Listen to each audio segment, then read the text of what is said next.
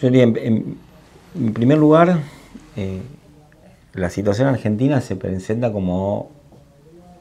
el paisaje ideal y perfecto para la experiencia de este tipo de extrema derecha, donde hay una sociedad arrasada previamente por el proceso económico, social y político previo, y donde, por otro lado, el grupo dirigente que arriba con un programa radical y con una construcción mayoritaria de su mandato y con una técnica de acción política que es revolucionaria en el sentido de capaz de transgredir todo lo establecido legalmente o los repertorios habituales de acción, ¿no? Porque también lo que cambiaron por ahí dentro de la democracia en Argentina no es necesariamente el orden legal, pero cambiaron los elencos con los que se interactúa y los repertorios con los cuales se interpreta la Constitución sin que la Constitución haya cambiado para nada. En ese sentido es diferente de lo que ocurrió en Brasil antes, porque en parte interviene, por ejemplo, una estatalidad mucho más firme, una institucionalidad mucho más autónoma, que es lo que sucedió en Brasil, pero también hay que ver lo que está haciendo Milei como parte de un proceso de más largo plazo que no solamente refleja un panorama mundial, sino que influye en un panorama mundial. Y Milei, más que replicar lo que venía sucediendo en otros lugares, en otros países, lo que hace es habilitar derechas cada vez más radicales y discursos cada vez más radicales de las derechas, tanto en América Latina como hacia Europa o hacia Estados Unidos,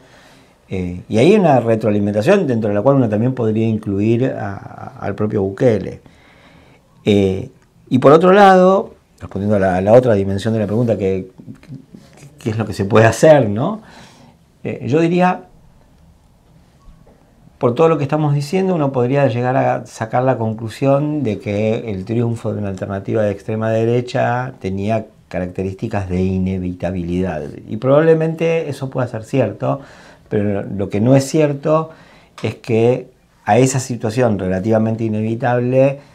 sea irrelevante la forma en que se llega, ¿no? Y en Argentina las fuerzas que se oponen a ese proyecto llegaron de la peor manera posible, porque se gastaron todo el crédito que podían tener de la sociedad, porque cometieron todos los errores políticos posibles, ofendiendo a propios y ajenos en las batallas políticas. Y quizás lo que hay para aprender de la experiencia argentina es qué cosas no hay que hacer, ¿no? Entre otras, Denis lo marcó antes, pero yo lo quiero retomar, que es las formas de degradación del debate público al que se avinieron los progresistas durante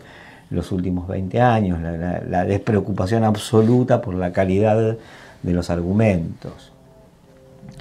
A mí me parece que en otros casos las situaciones son diferentes, tal vez haya más posibilidades de amortiguar, pero también es cierto que con lo que está sucediendo en Argentina, esos proyectos adquirieron un nuevo envión. Por último, no quisiera dejar de decir algo que